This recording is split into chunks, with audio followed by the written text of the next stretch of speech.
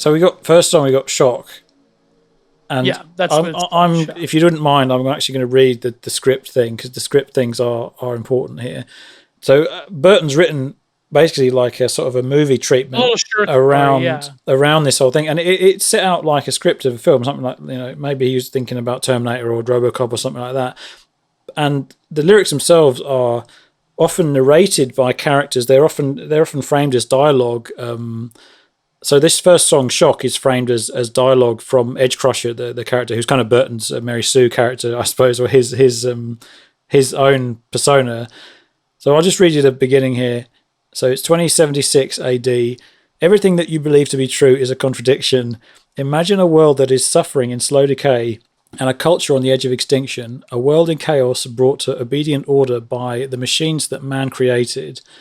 The linear programming that the system machine created to bring order is failing steadily due to one variable the machines cannot compute: humanity. In this time, man has become a docile creature herded into submission under the mechanical laws that apply, programmed and desensitized for their convenience. However, a technological slave. It's true. However, there are certain persons that are drawn together for reasons that are grounds for punishment or even death. These people long and yearn for a change within the infrastructure, a better way of life, and a logical existence. These people create factions that congregate in total secrecy in places random and unknown. These factions maintain chaos in a society in order to disrupt the system, locate the weak spot, and trigger a collapsing effect. Their anger is only superseded by their will to exist, and nothing could be stronger. And then you've got scene. Well, let's just analyze that really quickly, because that's the whole. Alex Jones, actually, I joke, but this is basically, especially in like the. It's a prison planet machine, prison planet slave state, isn't it?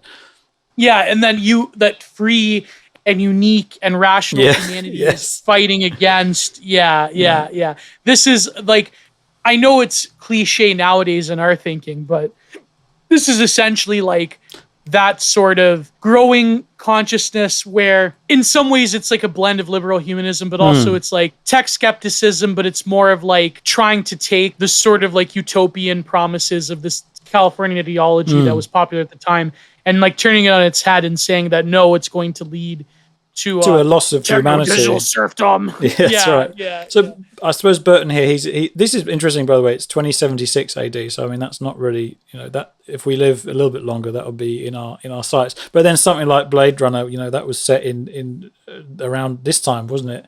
But I mean, so he's put this. I don't have my state mandated AI robot GF now, so that's unfortunate. But well, nearly. So everything that you believe to be true is a contradiction. I mean, that's kind of Burton looking at, I don't know, that maybe that's kind of a statement which, of angst. I mean, can be degraded into like angsty genetics. Don't believe anything, man. But I suppose he's highlighting maybe something that's deeper, that there is this sense of unease with the liberal world order, that everything you believe to be true, like stuff that, what you call the boomer truth regime or whatever, or anything's ground for questioning to someone who's very jaded like Burton in this state of his mind. But it's more about the questioning itself. It's not really about what's true. I think, and you'll see this throughout the album, I think it's more about Burton taking upon himself to question for the sake of questioning and think, well, I'm the rebellious aspect here. And the thing is, like, we make fun of it now because it's so prevalent on the internet. Like, we make fun of it because, like, I just can picture, like, think of the most mainstream, like, Lex Friedman tweeting, school doesn't teach you how to think, it teaches you what to think. Like, it's really, like, stuff that seems like Reddit profundity, but, like, can come off as very chud brain. Like, at this time, there wasn't really, I mean, there was popular media that was niche, that was, like, trying to tell you this message, but for the vast majority of people, like the boomer truth regime, like you were alluding to, in this time when this album was made, you heard nonstop, like the West won, we won. Yeah, and the hippies had all become Asiatic despotism of the Soviet Union, and we won, and it's great, and liberalism prevailed once again since World War II, and we're awesome now. Yeah, and it's like, so that was like the sort of techno-optimism, which did produce a lot of like great art and great strains of philosophy. A lot of very terrifying ones. I mean, this is when Nick Land was prominent in terms of writing. But like the point being is that I think like during the late 90s, there was this weird cultural moment that we've been talking about where there was a space where people were questioning this. And, Demanufacture, like the trilogy of Demanufacture, Obsolete, and Digimortal was all about that. And of course, like the way that Burton C. Bell, because of course he wanted to be a sci-fi writer, he has to have like this concept album sci-fi story. What the Edge Crusher, is that like his character? We'll get onto that. We'll get onto that in a sec. But I mean, you're right. In terms of the humanism aspect of it, I think you'll see this crop up a lot in this, where humanity is not valued as a spiritual being necessarily, but it's valued intrinsically for its own kind of worth, and that's where human rights and all this sort of rubbish comes from. So in this time, man became a docile creature herded into submission under the mechanical laws that apply. So Burton is an anti-authority person. But you wouldn't call Burton necessarily anarchist. He's not got the politics that are developed enough to be like a Kropotkin reading, proper anarchist with theory behind it. But he's a guy who thinks that restrictions are kind of bad. Like don't touch my freedom, whatever. It's almost like a caricature of a state, or because he's put these, say, the machine order, the system machine, that's like the thing that we're totally against. That's like the animating force that we need to basically rebel against this machine. Communist computer god, the computer god. And that gives him reason for.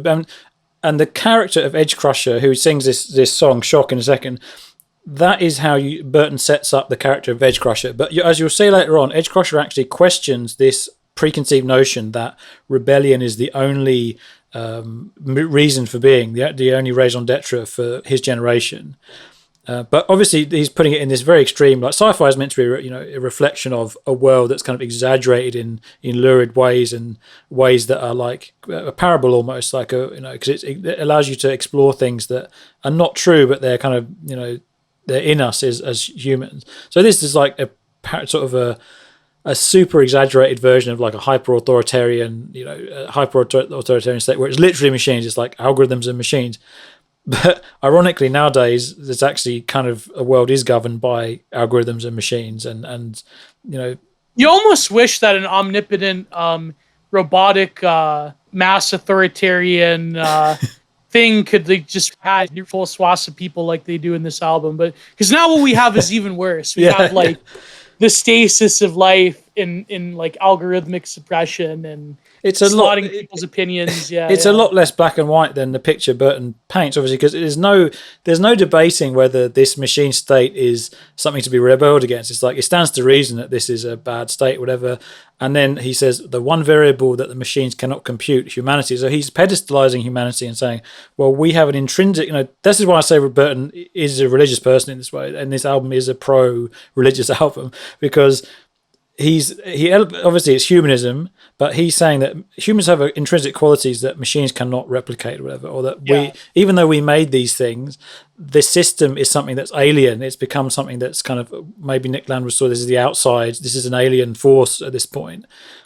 Yeah, and this is throughout all the three albums, like Demanufacture, and Digimortal, like as humanity is distorted, like there is something there that the machines could never like get at or replicate or do. Like it's a lot of sci-fi, like there, even like in Blade Runner, I guess the message is there, right? Like depending on, even though we in Blade Runner we've got kind of a, and there are songs that Fear Factory does that deal with the idea of replicants and a person who's made without a soul, basically. Is he human? Is he trying to just emulate being human? Or are we becoming like that? So he deals with a lot of these. These are very interesting questions. It's not like he's invented these ideas, but he deals with them in a sensitive way. And so he's bringing in here the character of Edge Crusher, and I'll just read you the scene one part here. Fade from black into a dim tungsten lit room. The walls are the texture of rust and the colour of dried blood. Below the light stands a man in the centre of the room, and he is surrounded by various persons sitting or squatting on the floor. The dim light scarcely highlights his harsh exterior. He is rigid in form and severe in his expression. The people around him seem intent to hear what he is saying, for this is the eve of their attrition. So this is Burton introducing the character of Edge Crusher here, and Edge Crusher is Edge Crusher like a cyborg, or is he? I think he is a person, but he is. He's a person who I suppose has taken on aspects of the machine. Not a cyborg. I don't think he's meant to be a cyborg because he feels very human things. But I think he's a man whose humanity has been crushed out of him by both the system dehumanizing him and also his own anger and his own need to rebel. Because in the story, doesn't he fight with Securitron, or he escapes? He's on the run for a lot of Devourer the is the yeah. He's on the run. But he clashes with the system. In this first song, Shock, he describes his need to clash with the system and basically be an undermining force to the system. And Burton kind of he frames this as an inevitability, like the system itself engenders rebellion and like we were talking about with ISIS, where Turner mentions that resistance would be brought. When you have a tyrannic system, there's always going to be that aspect where people want to tear it down and they want to start again. And the system builds this into itself and accounts for this, like. So the lyrics they illustrate that, like when he says, "I become a fuse charged with attitude, fixed and dilated by my anger. I become a current, a direct insurgent." Yeah, that is a very prominent theme. Electrified, amplified, shock to the system. I could just imagine like this, very animating for that specific generation of metal fans. So I mean, but that's. Yeah.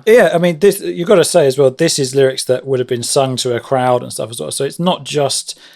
I don't know how much Burton really thought about a live aspect or an audience aspect to this. I think Burton he's more interested in writing a story for him, and then people reading into that, what they want. Because not everybody. You're right. Not everyone in the crowd would have heard this and thought, "Oh, he's talking about this dude Edge Crusher who's a system rebel in a 2076." They would have thought, "Oh fuck, I am an insurgent. I want to shock the system." But that's the the fun thing about being a metal fan. Yeah, even if you look at bands like System of a Down, I'm sure the fans they didn't know the context of writing about the Armenian G word or what was happening in Iraq, or they heard a very funny like that. But I mean, in terms of System of a Down, it is interesting that they were extremely overtly political. When you hear songs like Prison Song, or Sugar.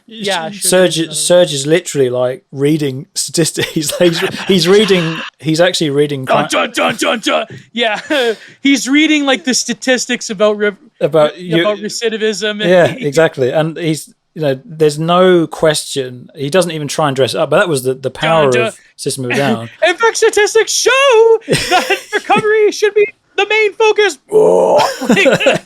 It's been so long since I listened to that album. But when I first heard that album, Toxicity, and the first song is Prison Song, you think, wow, this guy he's making a very clear political point. Exactly. And you're like, well, you do take notice of that. But I mean, contrast to this, where it's more of a very introspective kind of thing. So did you send me the screen? They were so popular on Twitter this week. The week of recording this, the screen caps from the latest Rage Against the Machine. Oh yes, yeah, that was. Oh, basically, if you were to take in a certain issue, and if you change the context of a Paul Sell or a Wignat talking about this certain one hypercharged political issue and of a certain demographic nature. Yeah. And you were to put the Tom Morello screed, because I'm assuming he's the one writing this. Oh, yeah. Yeah, you know what I mean? It code switches to No, it's all very embarrassing, and honestly, it's a try hard. This is 10 times this. I know people a lot of people would be shocked by me saying this. Maybe not our fans, but this is way more sophisticated than any Rage Against the Machine. It's absolutely like his head. But I mean, Rage Against the Machine in their heyday, they were about saying police brutality is bad, black people are oppressed, blah blah. Here's a funky riff that you can really get down to, and nod your head along. fuck you, I won't do what you tell me, that sort of thing. And I actually liked Rage Against the Machine. I heard them on the Matrix soundtrack. That was where I heard them first. So I didn't. Again, the Wachowskis doing a total Reddit chud brain. The Matrix is a movie the Matrix would have made. Really.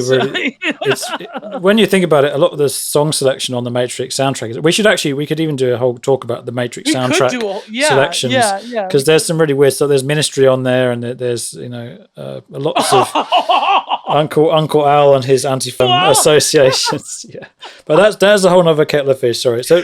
Man, I love when he went on Alex. He'll never go on Alex Jones ever again. Yeah, he's like, man, the Republicans. That's when I tuned in. I'm like, yeah, that's it. That's what happened to him though. What really? A lot of drugs happened to him, and he basically was nearly killed by his own indulgences there.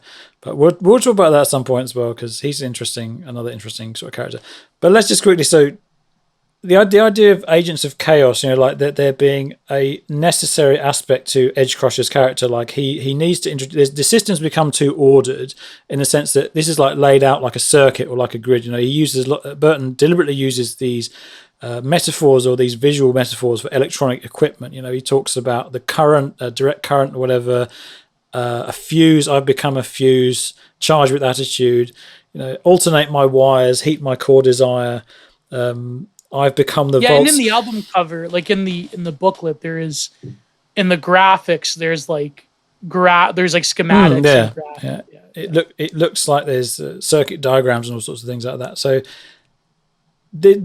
this again conveys an aspect of Edgecrusher's character where he's almost like a necessary part of this mechanical circuit, where rebellion is hardwired, as you might say, into the system itself.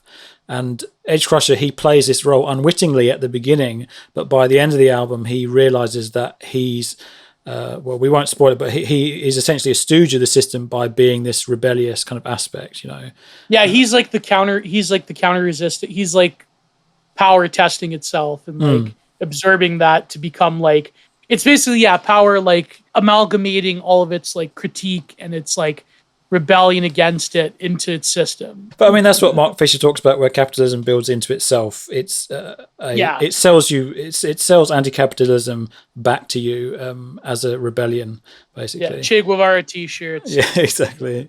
Yeah. So I mean, I don't know, it's a good opening song. I mean, it doesn't really, give you the big emotional punches that the later songs do, but it's a very powerful opening song, And I don't know if it's followed up by Edgecrusher, which is the most.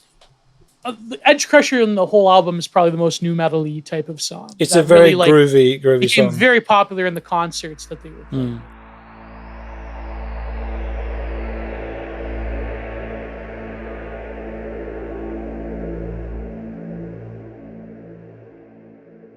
So Edgecrusher, oh man, this is a favorite of mine. Yeah, I mean, this is a super groovy song, Edgecrusher. Yeah. They played this a staple of their live sets nowadays as well, right? Yeah, they still play it. Because this was the one that went, I believe, had heavy radio rotation cycles. This was a very popular song because the way that the melody, the breakdown of Old Warbur's bass, playing it on the upright, and the way that Burton sings it's very indicative of rap rock and nu metal. There's lots of extremely in a hell beyond your depth of perception. Chaotic. Yeah. And flex strains upon the structure. That's brilliant, man. I mean, it's back in the day. Oh my god, it was the whole crowd, a sea of people just bouncing up and down. Yeah. The groove in this song is really quite something. But we'll talk about the musical elements in a sec, because I just want to go through this little script part here. So I mean, after you've gone through Shock, and then Burton brings in a new little piece of the script here that says, and this brings in the media stuff, which I think is something that you don't get from you don't get from the listening of the album. You only can get it from these booklet things. So it says, cut to an angle directly in front of a viewing monitor, a large screen flush mounted to the wall. There are no knobs no buttons or on-off switch. Well, this is obviously a 1984 thing where he talks about the telly screen where you can't turn off the television ever. Apparently, in the Soviet Union, they had televisions. Amazing. Yeah, that's brilliant. Well, maybe that's where Orwell got the idea of the telly screen. And yeah. So it says that the screen is flat black. There is no sound. Suddenly, there is a pop sound and a low electrical hum. An image is slowly coagulating on the screen, and the hum turns into a scrambled jargon. After a few more seconds, the image has solidified, and we see something that resembles a news report. The sounds have been decoded, and we listen to what the report is about. So the newscaster says, "This is a programming Channel 5 bringing you the latest update on the Maxi Security Containment Facility breach. On the monitor, we see an image of a massive structure. The sound of sirens and red alert alarms echo in the background. Smoke drifts in and out of the camera, occasionally obstructing the view. There are squads of enforcers in front of the structure, preparing anti-terrorist tactics and maneuvers. We have live coverage and a correspondent at the scene," says the newscaster. A well-groomed, well-dressed reporter steps into the camera view, his plasticity shrouded behind his winning grin. So he's a system agent or media agent. So he's a system pig. He's a system. Right. He's a system pig. So the reporter says, "It is mass hysteria down here at the MSC facility. Only moments ago did this well-ordered facility explode into a structure of crumbling chaos. We have been tipped by reliable information within the facility that the breach was instigated by the faction. However, no claim has been forwarded. The actual breach was caused by Edge Crusher from inside the protected walls. He has been serving a sentence for public disorder and infrastructure sabotage." Could we roll a clip? And then this is meant to be now Edge Crusher himself narrating the actual song itself. But I mean, it starts off with due to the graphic nature of this program. Yes, listener's discretion is advised. That's a sample that Fulber, I assume, has selected for that. But in terms of that, I think it's interesting that Burton presents the newscaster as a plastic figure and basically a fake person, who carries out the will of this mechanical system that we know is, very tyrannical. And you'll see throughout the album, there's always Burton. He's always framing it through the media's presentation of events. So there's an obvious skepticism. Which did you mention that Burton was he was sort of woke on some of the ways the media, I don't know, fake news and frames you are fake news. Yeah, more recently, but that's he'll say some semi-woke things about that. Yeah, about the media and manipulating people's emotions, like the typical Joe Rogan listener stuff. Because, I mean, in 1998, what did you have? Fox News and things would be kind of, You had MSNBC, you had, CNN was really, at its peak in the 90s. It was, because of the Iraq War, it was, the news channel that, really was the 24-hour news cycle pioneer. Yeah. And were these news stations all kind of more in lockstep with one another, or were they, I don't know, at the time, still acting as this dialectical thing? Yeah, I think, because during the I'm sure if you were to pull Fox News clips from this era, this is pre 9/11, Yeah, they still had the culture war stuff. You still a lot of the trash TV, quote unquote, that was going on at the time, dealt with basically civilization and decay, like Jerry Springer, Phil Donahue. Basically let's see the freaks. That society's producing. You had a lot of media figures that were coming, but I suppose they prominence now. Howard Stern, yeah, shock jock kind of thing.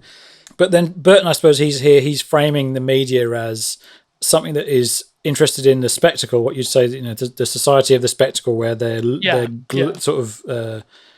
We talked about this a bit with ISIS as well. The way that there's a kind of almost fetishistic interest in violence, and I made a little note here about cross-referencing this to. Nevermore's song, where he talks about the media loves their latest tragic side. Yeah, Final Product. Final Product, exactly. Where Warren Dane, he's sort of very, very much it's beyond skepticism. It's kind of total antagonism towards the way the media feeds on. And they package it. And they profit from the people who die. Look at the world. Look at that. yeah. But R.I.P. to a legend. R.I.P. Oh yeah, man. Well, we'll talk about Nevermore at a later date as well, because that's another amazing kind of thing. But yeah, I mean, it's about the eye of the camera and about we have to see things through the news, because that's the only way we're allowed to get the information. And even Edge Crusher's own speech here, where he introduces himself as to the public, basically. So the first song is more of an introspective thing, where Edge Crusher's talking about himself, like, I must assume this role as a a system shocker. Whereas in this speech, this song, Edge Crusher's talking to the public. He's kind of presenting himself as what you've made me. So, he says, conceived in a hell beyond your depth of perception. And this is the verse where Alder Walbers is playing the stand-up bass, isn't it, here? So he goes, conceived in a hell beyond your depth of perception. You're doing pretty good. So conceived in a hell beyond your depth of perception, chaotic case of conquering domination, psychopath snaps. Snaps! Yeah, I like the way he delivers that line a lot. Psychopath snaps!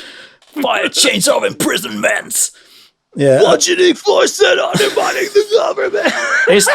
The delivery is so good. Total angst. It's so good though. I mean, the way Burton delivers those lines, you can really feel like the veins like bursting on the side of his neck. This came out 20 years ago, and then it's like it's more than 20 years, 24 years. And oh man, he's really got like the bubbling rage, but also there's like a certain like, I don't know, there's like a kind of Apollonian aspect as well, where it's like it's quite controlled. Yeah. So, I mean, I thought the line interesting where he says, conceived in a hell beyond our depth of perception. I mean, that's kind of a reference to the prison system and the way that dissidents are dehumanized in this system, where you can't perceive what happens to people because they're essentially what you call homo sacer or whatever. They're outside of the law. Yeah. And psychopath snaps, this line about psychopath snaps reminded me a lot of these, let's call them, known to the FBI, infamous young men. Fed posters. Yeah, where they're basically like driven by the system to acts of violence, senseless acts of violence, and the system then uses to reinforce its own prescriptions and stuff, Inflicting strain upon the structure, collapsing. Yeah, so that's the bridge. Oh, sorry. That's the bridge there. So inflict strain upon the structure, collapsing below my pressure, inflict strain. Yeah. So, and then the chorus is just one line repeated in a very rhythmic, kind of interesting way. The Edge Crusher. No, and it's. I thought it was Brink of the Edge Crusher before I heard the lyrics written down of this, but it's actually Break of the Edge Crusher. And in this sense, it's Break from prison. So he's talking about the Edge Crushers. He's broken out of his prison, but that's not immediately obvious to someone who's not necessarily got the lyric booklet or whatever. So got a very, very, very, very powerful chorus. I mean, this is a song where the chorus is actually not sung, which is interesting, even though it's extremely groovy and catchy chorus, with Dino just kind of like riffing away on. Imagine it's live this live concert song. Yeah, exactly. That's down, like a bounce. It's a super bouncy song. Yeah, exactly. Yeah, it's kind of like Wait and Bleed, or like Now You've Got Something to Die For. It's something like that. It's like like everyone in the crowd's gonna bounce up and down. Yeah, Lamb of God were good at. They were good at doing the bouncy stuff as well. The kind of groovy stuff. Yeah. In the chorus as well, you've got the scratching coming in and. The sort of final DJ samples. I remember there's a bit where there's the sound of a record kind of being reversed, like pulled backwards, like a bloop. The classic like DJ. Yeah, the scratchy kind of stuff. Yeah. And that stuff interesting. I found out that was done by a guy called DJ Zodak, and I don't know who DJ Zodak is. Maybe he was a big like hip hop scratch master guy in the 90s or whatever. Yeah. But Reese Fulber obviously got him. And apparently, or maybe it was Christian Alder Walbers who actually got DJ Zodak to do that, because apparently Dino did not like the scratching. I've written down here, Dino is not a fan of the scratching. Can imagine him being he objected. He objected to the scratching. But it's interesting as a kind of a note of Dino's character that he did let that in the song, and he was open enough to allow that in the song, even though he didn't like it. And you don't see that with, like you can't imagine like someone like Michael Keane or whatever, like letting some element into his tune that, obviously he's like an extreme example of a controlling, band leader. But yeah, I mean, Dino, he's obviously open-minded enough at this point to put elements in the tunes that maybe he doesn't like, but he knows the other guys have stuff to contribute. Yeah. Obviously, Dino allows space for Burton to write his things. I think Dino did sometimes write some of the melodies of Burton's vocals, or his clean vocals on the guitar, but he obviously he wrote it in mind for Burton to sing it, because a guitarist, obviously, he's got a melodic sensibility, but Dino doesn't express his melodic sensibility through lead lines. There's not lead lines in Fear Factory. There's not solos or anything. So Dino also has to get some other place to express his melodic sort of sensibilities. If anything, like the electronic sounds become leads. Like at the very end of the last chorus of Edge Crusher, you're like, wah, wah, like you'll hear the electronic sounds coming in to be almost like working in tandem with Dino's guitar. Yes, yeah. Which is very interesting because like they were, again, one of the first bands to actually do this. So I mean, the second verse here, the purest, non-conformist, jaded, subhuman terrorist. I love this line so much. It's so edgy. It's so edgy and angsty. This is like all of Burton's like angst, like combined the purest. Like but it's almost like, on 4chan. but it's almost so silly that I think that Burton's kind of self-aware about this. Where he's writing this character to be like as extreme as possible at this point. Like he's like the character from Hatred. Yeah, exactly. But he is, and he's like one of my favorite things was the review that Argent did of Hatred. He's like, "Oh, this is edgy. This is pure Fed post." Yeah. But I think Hatred's a terrible game. I think Hatred is awful as a game. But I mean, apparently it's janky. Like it's really rubbish. It's a rubbish game, man. Honestly, and I finished that game when it came out. It's really bad. Really, really bad. But the way he spits bars here, like it is very rap. Like the purest, non-conformist. The second one's my favorite. From flesh to steel and blood to blade, I fight to exist. Like arrival of justice, extreme rush of hate. I remember always singing that when I was younger, hearing that extreme rush of hatred. Like so that's kind of like a death. Man. I feel like that's kind of like paying homage to some of the death metal roots and the thrash roots as well, where like you see people say like title songs like Rush of Hatred or whatever. And there's so many interesting things just in that verse. I mean, the purist, I mean, he's not saying the pure, this is spelt as the purist, so it's spelt as someone who is a purist, like someone who's very into his true metal, he's a metal purist or whatever. In this description, obviously, you've got to bear in mind, I think that this is meant to be a media-constructed caricature of Edge Crusher because it's presented through a news report, right? So you know how the news, they manipulate the way, they take anything Alex Jones says or whatever, and they'll, paint a picture of him as this thing. So obviously, Edge Crusher, and Edge Crusher, he's leaning into this, obviously, in this screed or this monologue. It's almost like a hipster level of hipster racism, super purity testing, the purest, non-conformist, jaded, subhuman terrorist. So he obviously jaded is kind of this Gen X idea where we're jaded. We've been like, jaded is when you've been through experiences that leave you with kind of no illusions about how harsh reality can be. So this guy is obviously, he's been in prison. He comes from a prison system where he's been dehumanized. So he understands what the system is like at its at its evil heart. And so that means he's a subhuman terrorist, so he's leaning into this conception of himself as someone who's less than human, homo sapien, whatever you want to call it. And terrorist obviously is someone who's, they cause political change by violence. So he's expressing this desire that he's perfectly willing to do violence, and he's less than human, so it doesn't matter anyway. Survival in a twisted world where nothing is sacred. But survival in a twisted world where nothing is sacred. That that hits home right there. Yeah. But this idea of nothing being sacred is one of the key through lines of this album.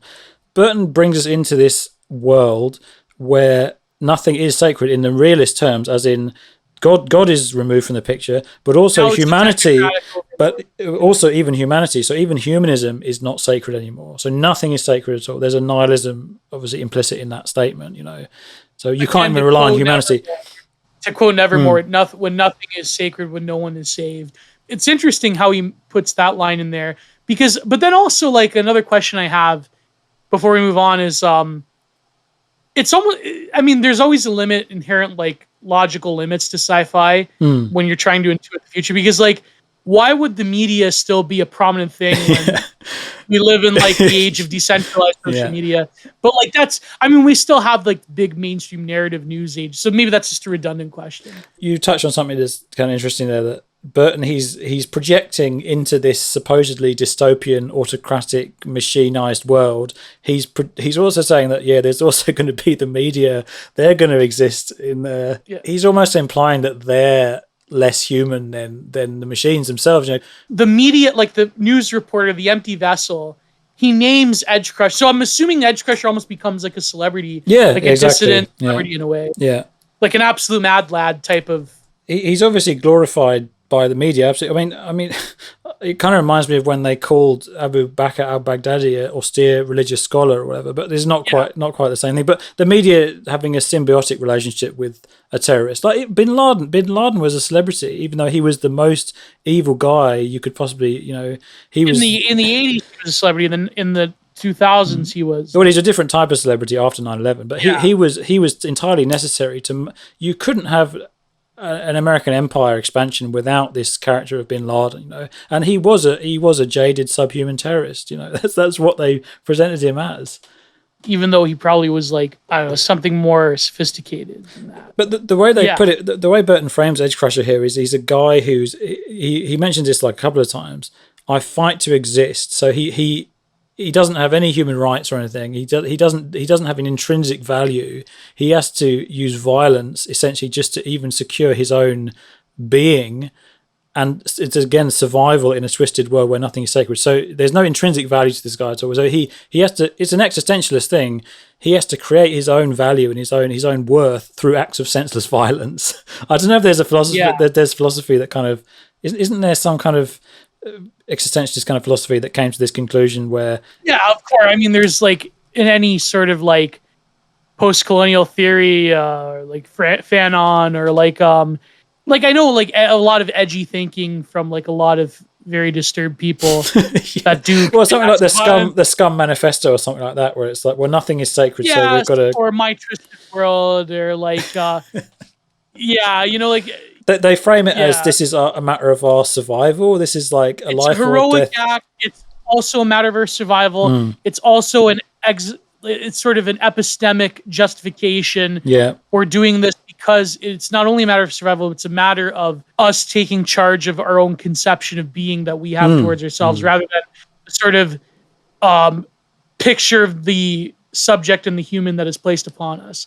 It's like it's literally a violent breaking away of the sort of like notion of and a lot of like various like dissident or like what would you call them, secessionist groups have this, like the Basque have that, the Armenians, the blue and yellow country people have that.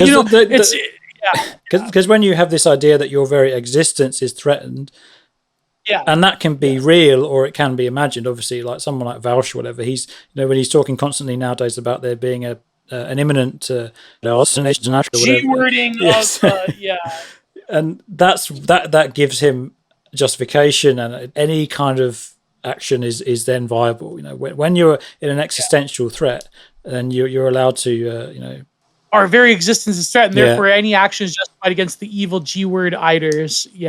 So it's ontological evil. It's existential threats to our being, and therefore everything is justified. Terrorism is justified, whatever. But in this case, it's actually true, because imagine if like AI programming technocratic computer gods were controlling humanity. Burton obviously he's made it into a very much like a black and white thing, where it's like, but as we'll see later on, this guy becomes self-aware of his own, the way he's been set up, basically. The bastard set me up. We'll get into that. Because it's more of like he's set up in that he realizes that by being the antithesis to the system, he becomes a very like easy shelling point of dissent, and then therefore the system itself can, again, like Mark Fisher said in Capitalist Realism, can sort of like sell that dissenter, like that ridiculous, stupid second season of Black Mirror, where the guy holding the piece of glass to his throat, then people sell toy versions of it, and then he lives in a rich apartment, and then he does a little speech with the piece of glass that he keeps in a special case. That's like a typical Black Mirror, like Grug Brain, Joe Rogan experience. Like, oh man, the system just like takes people who are rebellious And like it packages their rebellion or whatever. But the interesting thing about this is that with Burton, I think that he doesn't necessarily lead into that like someone like Tom Morello, where he truly thinks that even with all his success and the power of the whole system behind him, he still thinks that he's an underdog. He's an outsider, yeah. But this is not the case with Burton. He's a lot more, I suppose, self-reflective. But we'll get on to the next song because there's many songs still.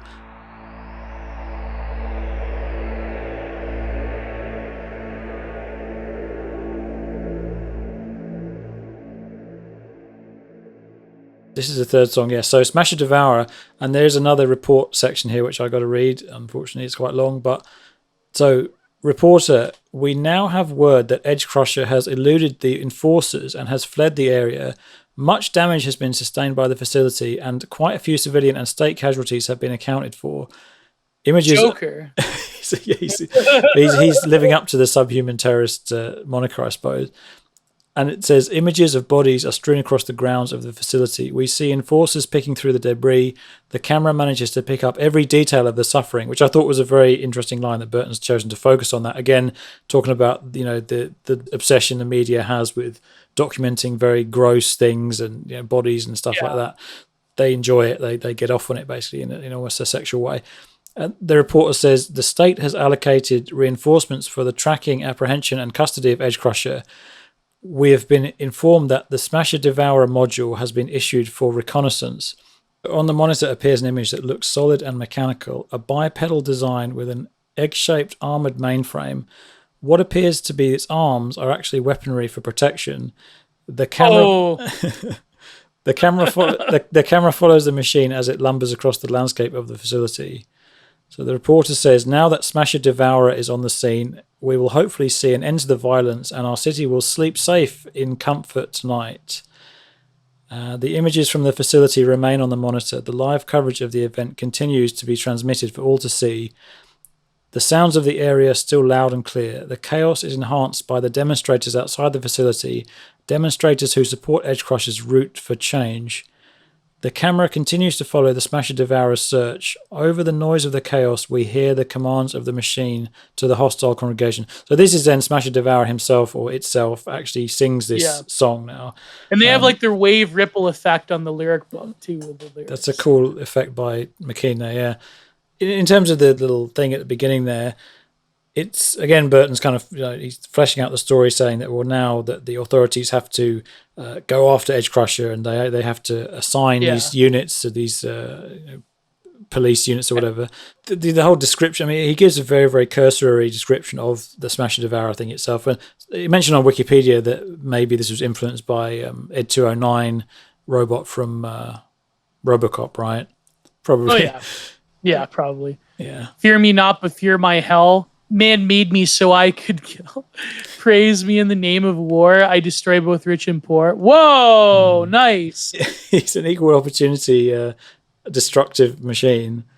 And then you have, so the lyrics are quite notably more simple than the other previous ones. Yeah. So, I am the way. Prepare for salvation. And that's like the hook, yeah. Which is very ominous that this government-controlled robot is like saying to you, "Prepare for salvation." Exactly, and that's pretty much that's pretty much what I wrote down as well. So this is kind of using Burton's. The lyrics are very simple and they're kind of almost childish. Yeah, strength in time of suffering, man alone is a weakling. Ascension is what you ask. I will be the fall of man. But like he's meant to protect humans, but he's admitting that he wants to like destroy them, man. Like.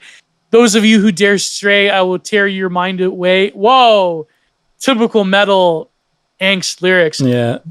Those of you who dare to stray, I will take your life away. Like that's, I think like Burton is doing this on purpose, like you said. Like there's, simplistic and It's almost like a nursery rhyme in some ways, where this thing is giving because you. Because if you go astray, I'll take your life away. Yeah. Like some kind of nursery rhyme. Yeah.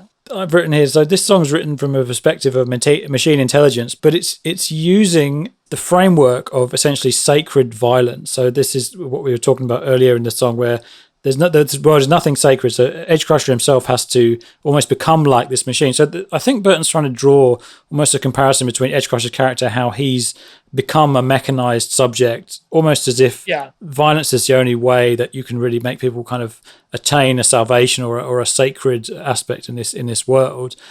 And he's using obviously the discarded framework or the husk of Christian theology or eschatology or whatever. I am the way. This is a line from John's Gospel or something like that, or similar. I am the way, the truth, and the life. Prepare for salvation. But obviously, it's an inversion. It's an appropriation of this. Yeah, like again, like this totalitarian technocratic regime becomes like this source of like meaning, and no longer is there any religious meaning. Yeah, typical of sci-fi type of. Yeah, so I also thought as well that it's a little dab at religion as well, in the sense that Burton's saying, well, the Catholic Church and the organized religion is, they will often frame enacting tremendous violence on you as something that's appointed by God, like a crusade or like something like the Deus Vult kind of thing. Well, he pushes this in Demanufacture with Piss Christ. So we'll talk about Piss Christ because that song itself and the lyrics of that are really kind of another interesting thing. But I want to talk about that in relation to Resurrection as well, because they're two kind of parallel songs in my opinion. And Piss Christ is a very interesting song. I love the ending of Piss Christ, even though it's against like the Catholic Church. I mean, the very end of it, like, where is your Savior now? Like that. Yeah, it's beautiful. I mean, Piss Christ is got a really, really beautiful kind of ending where people say, if you see in the comments on YouTube, people say, well, there's almost a religious feeling in that ending of that song. Almost like it's purposeful. Intentional or not, exactly. But I mean, in terms of the Smash and Devour song, I personally not really huge fan of this song. I feel like this song, on an album of incredibly strong tunes, it's a good song, but I feel like it doesn't need to be as long as it is. And this is something that Dino himself actually mentioned when he made Digimortal, that he was thinking, he said, we kind of looked at ourselves and said, do we really need to make 7-minute songs? Can we say in 3 minutes what we could have said in 7 minutes, So that's part of the reason why Digimortal was a bit more of a streamlined album. But of course, like that also robbed what people think robbed them of like a certain exactly. Yeah.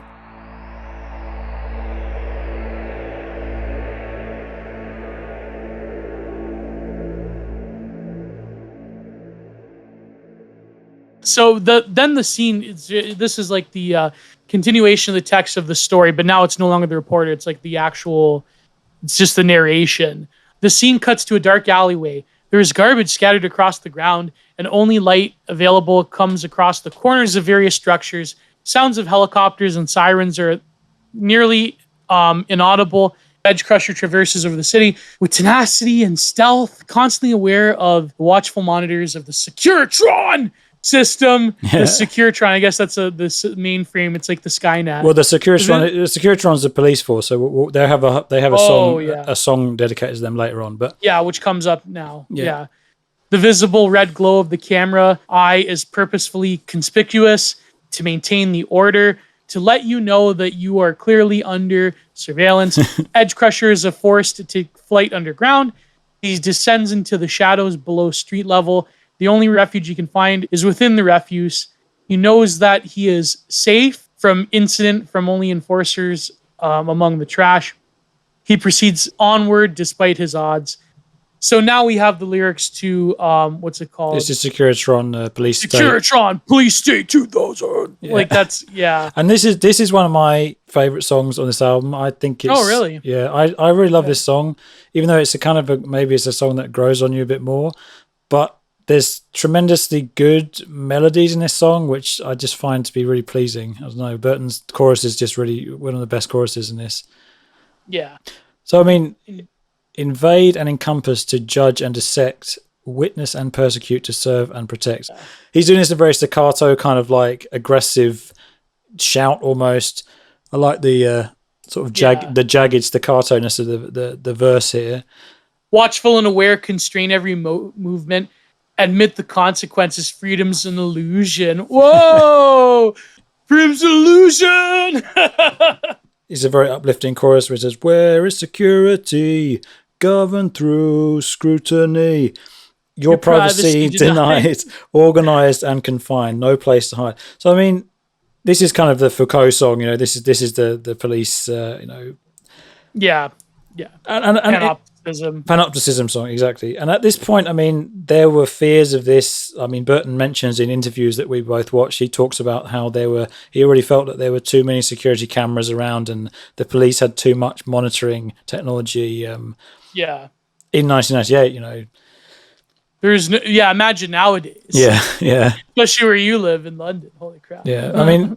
But you know what's funny about London, though, is that in some ways the security cameras, the CCTVs, they don't actually work, though. They did, because is there a higher proportionate rate of criminals being caught in London than, say, New York? Or I wonder if they actually work, because they spend like millions of dollars on them every year. I'm sure that when it's convenient for them to work, that they do. But I mean, you know, there's obviously human factors involved in all these things, and having security cameras everywhere on buses and on, you know, trains and all like that, I'm sure it does enable people to be caught later on and, you know, monitored, and you can catch a guy who, you know, did something. Well, they're not exactly letting in some bright criminals in England right now, so doesn't matter. But they don't deter. The thing is, security cameras, they don't deter action. They only monitor the action, and then later on, if the security forces deem you a threat, then they'll prosecute you. But you know, it's not like America where that other thing deters action. Actually does. Yeah. Mass available Second Amendment. Anyways, there's. But also interestingly, this song actually opens with samples from a police scanner, and there's samples from you know, police radio or whatever. Another Reese Fulber, I assume he found these samples or whatever. And again, Cops it's true. Cops was like the big show at this time. Yeah. So there was also people were watching the police supposedly do their job in a kind of idealized way, while the police were watching everybody, and they were getting more advanced ways to. But I mean, in the 90s, I suppose maybe it was still framed in a way where, although it's never truly been that way, but maybe it was framed more in a way where the police actually did so-called protect and serve, you know. Depends though. The 90s, the credibility of the police took massive hits, like because of the LA riots and stuff like that. Well, if you were like a minority in America, it was the LA riots. It was Rodney King. If you were like a white, like Christian conservative, it was like the militia movement. It was Waco. So the police, they couldn't stop taking L's at this time. Yeah. I suppose that's more of the atmosphere Burton would have written this song in then. Yeah, and also like the racial justice thing in America was also like coming into prominence in terms of like culture war discourse at the time. Like it's nowhere near as prevalent or as like preachy and neo-religious as it is like 2021, 2022 summer of Pink Floyd. But like, you know, it was the groundwork for the summer of Pink Floyd was like already present in the mid 90s with like discourse around, especially because like the popularity of like rap music and all that, like the sort of discourse around like the police brutality and the criminalization of minorities in America. And like, but also if you were a white person, you also feared the federal government because conservatives, like back in the day, like they were much more like comfortable with like anti-government thinking than they were in say like 2001, 2002 with the Bush administration. Because I suppose it's more of a case of, leave me alone, don't interfere with my my life. Well, Janet Reno and Bill Clinton's gonna Waco you sort of deal. Which they did, but like then that focus and energy sort of like dissipated during the Bush years because now the enemy was like funny brown people in the Middle East. That's very interesting actually, because Burton actually does speak to both of these kind of aspects, where he also talks about to concede your rights, to concede your mind, surrender to authority. Whereas like this idea that conceding your rights is somehow, you know, like your rights are given from a transcendent authority, you know, they're beyond the authority of the state. So to surrender, but then he's also admitting that they're an illusion. Exactly. That you can even concede them, you know, in the first place. So in a way, you see like a post-liberal critique of like rights-based nonsense, because it's like, yeah, this is given to you on high, but then the fact that the rights are given to you means that they are an illusion to begin with. So right? What's Burton got a problem? Well, what's Burton really got a problem with? He's got a problem with the type of authority, or that he has a problem with the legitimacy, the supposed legitimacy of the authority. It's just interesting that Burton's obviously got an idea of what, you know, a free society and a society that's overreach. You know, what does authoritarian overreach look like? Because obviously he's using an extreme example here where. But when you read these lyrics, they don't really seem like so extreme today, which is kind of, this feels like quite a mild song. Quaint. They seem rather quaint. It seems kind of mild compared to like the, you know, even you compare this to the super menacing and spooky lyrics that we were talking about with Aaron Turner on Panopticon. Post 9/11, you know, it really ramped up a gear. Things got real. Yeah, things got real. Where this was kind of, you're right, it's almost like a quaint time capsule to a time where, the cops, man, you know. Even like Alex Jones back in the day wasn't like that sophisticated compared to like when the Obama regime came to power. Like it was much of this like vibe of like the government spying on us. Like it wasn't this like elaborate metaphysics of power. It was more of like, you know, and it's funny because Alex Jones was also much more like, you would almost say like left libertarian in a way. Like he wasn't like as explicitly coded as being on the quote unquote right wing like he is nowadays. Like back in the day, he had like a lot of like anti-cop discourse that you would find. Oh, sure, yeah. I think like Tom Morello was on InfoWars, if I recall. I'm sure that was the case. But I mean, I like the way that in the chorus, Burton, he frames this main melody as a question. So where is security governed through scrutiny? And I thought that there's two ways you can kind of read this at first, but I kind of realized that he means like, you know, he believes that there should be an honest way of actually keeping people secure. You know, he's doing like an ironic inversion of the LAPD motto to serve and protect. He's like saying, "Oh yeah, you really serve and protect, don't you, with your, you know, your dehumanizing practices and stuff like that." But he still believes in his heart that these people do have an intrinsically a mandate of something that is good, and there is a necessity of that in society. You can't just have pure anarchy. He's not an anarchist, Burton, at all. Like, of course, like corporatized punk becomes, it rings like so hollow at this time. Like it's, you know, like even when Johnny Rotten said it had a bit more authenticity to it. Like, I am an anarchist and I am an antichrist. Oh wow, I did that pretty well. Eh? I've been listening to some of Public Image Limited actually lately, and I really? Yeah, he did some really great stuff after the Sex Pistols. But again, Johnny Rotten is another guy who's like kind of, he's a bit like Burton in the sense that he's a very intelligent man, but he's only able to express certain sentiments in a certain way. He's got kind of a problem with expressing things. Authority and do you think Burton voted for Trump? Probably not. No, absolutely not. I don't think he did at all. No, 100% no. But I mean, he may. You know that John Lydon loves Trump. Yeah, but in the sense that Lydon, Johnny Rotten, and his rebellion is more based around seeing who's really in power, and then going for the guy who came in and he kind of undermined it a bit and he sniped at them. Obviously, Johnny Rotten, he recognized Trump for the force that inspired 4chan and inspired, you know, our distant right factions. That force of, it was really a chaotic force. It was an unexpected 2016 Trumpian meme magic. It was everyone laughing at Ann Coulter when she suggested that Trump would be the. You know, they really didn't expect it to happen. It was. Shout out to Comrade Stump. He truly was a visionary with those like can't stump the Trump edits, because I remember he put that was one of his first videos of like the panel on Bill and Maher laughing at Ann Coulter. Like, and so you're like, okay, who's going to get the Republican nomination now that Obama's leaving the most, arguably most popular president at the time, which really we all know that was a media spectacle manufactured. Like the Obama regime really was like, oh no, that was, you know what, Webster Tarpley was right. Like it truly was the first postmodern presidency, not Trump. It was Obama. And so you had the panel there, and as soon as she blurted it out of her mouth, Ann Coulter said, I think the nomination will go to Donald J. Trump. And they're like, and they roared with laughter. How little did they know? If only they would have known.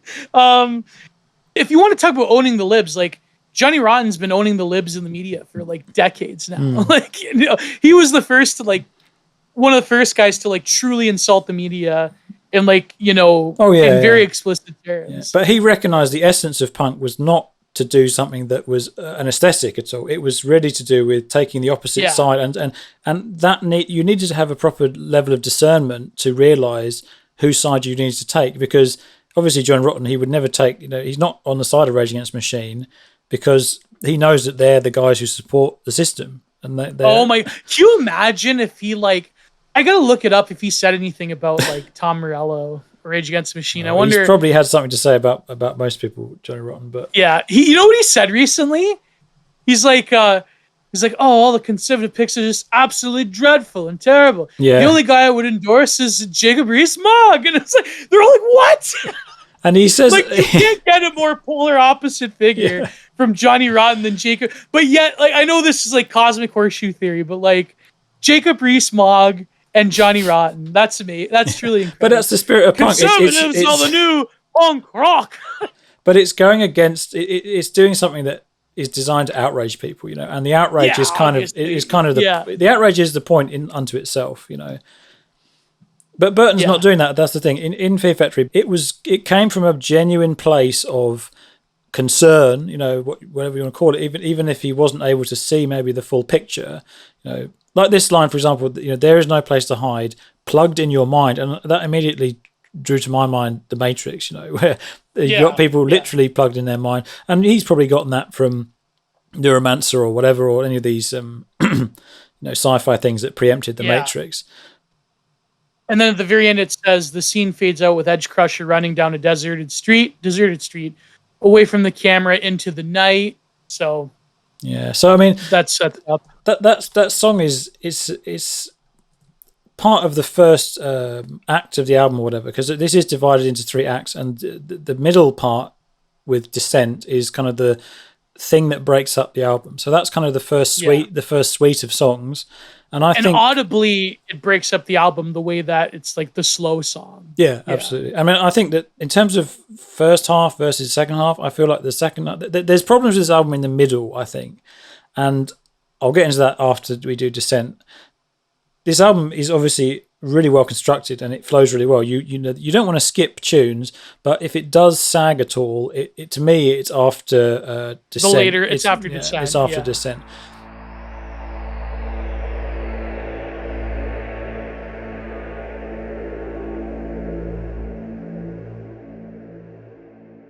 But we'll talk about Descent now if you like. I mean, yeah.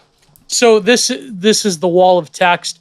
Fade from black to the same monitor as before, already flashing across the street on multiple images of violence, depravity, and despair. They're auditory illusions that will relate to mechanisms normally enhancing accuracy of perception. So again, this is like the gratuitousness of like, you know, vicariously I watch as the whole world die. Yeah. Edge Crusher is alone. He has grown tired and appears worn out. He has been running for so long from the grasp of Smasher Devourer. His situation is looking bleak, and the streets and angst wear on his face heavily. He ponders his own outcome, calculating every living moment of his life with the variables of his own actions. He dwells upon his life and what it actually amounts to. So now you see like he's pondering like why rebellion for its own sake is probably. So this is the crisis of conscience kind of moment or whatever. Yeah. He asks himself if he is merely becoming a repetition in the overall machine. He has his quest for freedom become a meaningless descent into oblivion. Oh, they're just he said the song title. In the, you know, it's like you say the movie title, right? Edge Crusher stops in an abandoned building to rest himself. As he falls to sleep on a cold, flat floor, he repeats the same words as he does every night, which is... So this is the actual lyrics of the song. But Edge Crusher sings a song. But just to quickly talk about that little spiel at the beginning there. So Edge Crusher's having like a introspective kind of moment here. And this, to me, is a parallel to stuff things that Burton himself... You know, this is a way for Burton to express his own thoughts about rebellion and about the nature of even being in a metal band. It's kind of a meta... It's a bit of a meta song, in my opinion, where... He's talking about, well, do I just fulfill this role as a cog in the machine? Am I just a packaged, sold product of rebellion where, 1,000 people come in front of me and they jump up and down and they feel like that they've gotten their their fix of rebellion, for the day. And this also reminded me as well of the parts of The Matrix Reloaded. I know The Matrix Reloaded is kind of stupid, but there's bits in The Matrix Reloaded really ruined it. But there's bits in The Matrix Reloaded where Neo, he goes and he sees the architect fellow. Everyone always quotes that stuff on Twitter, but he goes and he sees the architect, and he basically is told by the architect that you are not the first of your kind. There's been dozens of you before or whatever. The system created you in order to... It's like a Buddha.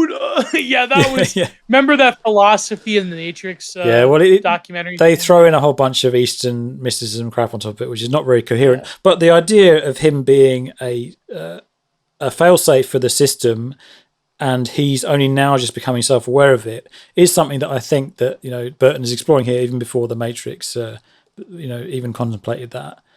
Yeah. So falling victim from neglect, design thoughts and intellect, forgotten and displaced, the crux of my dismay. Yeah, brilliant. I mean, nothing. Yeah, it's such an amazing song. I mean, after the rest of these songs, you feel like this is honestly like, I don't know, it's like standing under a waterfall or something, because it's gotten great power, but it's also got melody. The heavy chuggy bass line that's slow, it really suits it in the between the verses and the chorus. That's... And in this song, Wolbers, his bass, I actually made a note that Wolbers' bass actually does shine a lot in the melodic sense in this song, particularly at the end of the song. There's actually parts where Wolbers is playing against Dino. He's not playing exactly what Dino's playing, and that gives it a lot of interesting melodic quality to the end. Yeah, and in the end, when he says, "I am nothing, I feel nothing. I am nothing, I feel nothing. How deep do I descend until I reach my end? How deep do I descend?" There's this rush of electronic sounds like that are like playing along, that you would find in like various like lounge acts or like ambient or like drum and bass that was popular at the time. Like a lot of that electronic music that has more of an ambient quality to it. I really like the end, like in the way that Burton sings it and the way that Dino's playing those chords. It's just it's an amazing song. It's a very amazing song. But just to go quickly into some of the few little notes I made on Burton's choice of words and things here. I mean, this is a song to me about like, maybe it's a bit of a teenage thing or whatever. I don't know how old Burton was when he made this. He was probably in his like late 20s, right? But he's still grappling with these ideas of nihilism, existentialism. Like, you can't really say more of an existentialist kind of thing is that I feel nothing, I am nothing. It's like, but this is kind of Burton almost doing this meditative thing where like a Buddhist thing where he's analyzing, are the things I feel actually my essence at all, or do I have more to me than that? And he's kind of peeling back the layers of this character, where obviously he's a character who's been essentially raised as he all he's known is obviously hardship and an empty, cold, bleak existence. But is that really his essence? Is there a soul here? Is there something more than just my experiences? Like what Jung said, I'm more than simply what happened to me. I'm what I choose to become. Yeah. And obviously it's reflected in the verses. He says, falling victim from neglect, design thoughts and intellect, like as in the system has pre-programmed everything I am.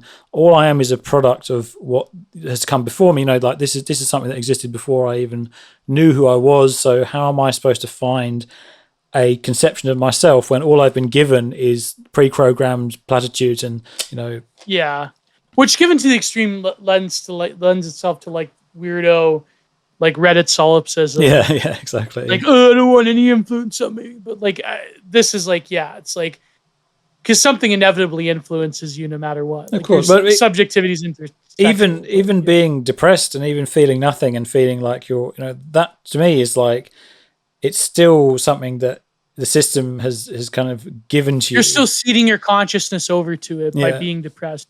It's like that Peppy, like from 4chan. Just stop it. Stop thinking about it. That's literally all you have to do. Every time, just stop caring. That's literally all you have to do. Every time you feel mad, sad, angry, angst-filled, think of this Peppy, this Cheers Peppy holding the glass in the tuxedo. Yeah. So then Edge Crusher lifts his head and looks to the night sky. He realizes that his life is worth the effort, so he maintains to arise. And it's like, oh my god, I matter after all. But I mean, if you want to do like a maybe, I thought maybe a bit of a more of a, sort of a nerdy interpretation is it's like this idea of an alchemy of the Negredo, which is like the blackening. And Machine Head actually made the album called The Blackening, didn't they? In terms of like this idea of like going into a dark night of the soul, and Burton actually does say this at the end. There's the whole dark night of the soul idea at the end of the album too, where you have to maybe descend. Like I find that in today's world, you do find that there's people who've been through a lot of depravity and they've been through a lot of nihilism, and they often come out of it. If you come out of it, then you actually have a lot more of a new lease on life. I think it's better for a man to have gone through these things and grappled with these things rather than not. Depends. It depends. It depends. It depends if you survive. Well, it depends, because I think like a lot of people who go through that then come out the other side, they become like these annoying preachy types, because it's kind of like, oh, I found my truth. Yeah. And so like I'm working on myself. It's like, I think like people, it's kind of like the difference between like edgy fedora tippers who then become like trad caths or like trad orthos. I don't want to like cast aspersions on any convert, but there is a zeal that becomes very like annoying and kind of like, yeah, like calm down, don't be so eager type of thing. And then people would say that, oh, well, it's better to be, to believe in something than to believe in nothing, but I don't think anyone believes in nothing anyway. I think that there's, to be human is to believe in something, Exactly. Yeah. Yeah. But I know what you mean. Like, it is like, there's people that go through those sort of like moments of like absolute annihilation of everything. But then I think like the problem is that there's this sort of like media generated spectacle around people who are like, I'm edgy, I'm damaged, but then I like went through it, bro. Yeah, I've been through some shit, man. But I mean, there's people, for example, like certain people when they've suffered like tremendous abuse or whatever, and they managed to come out on the other side and actually be like a functional person. Like there's a fellow who I was watching on Soft White Underbelly, the very very enjoyable channel. Oh, which episode? Which episode? There's a young man. It's called ex transgender. That guy was brilliant. Yeah, I love that guy. Yeah, and he's a guy who was to me a good example of somebody who'd had something incredibly awful happen to them.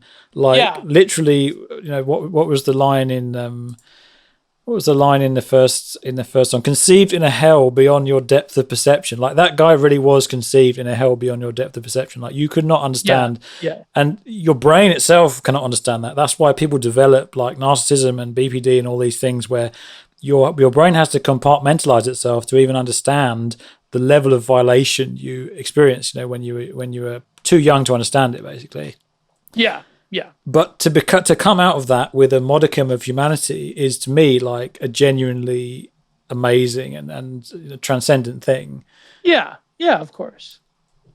And we I think I consider myself very lucky. I never had anything like really dramatically horrible happen to me. We're very blessed. Most people are very blessed in their lives, But obviously, again, Burton in these songs, he's using that's what science fiction is for, is to show you extremes and levels of humanity stretched beyond what you would see in everyday life. Yeah. So I mean, this song, Descent. So he's got to go down to the very bottom before he realizes that we're on the up again. And that obviously, right? He lifts his head, looks to the night sky, and realizes his life is worth living. So he maintains to arise.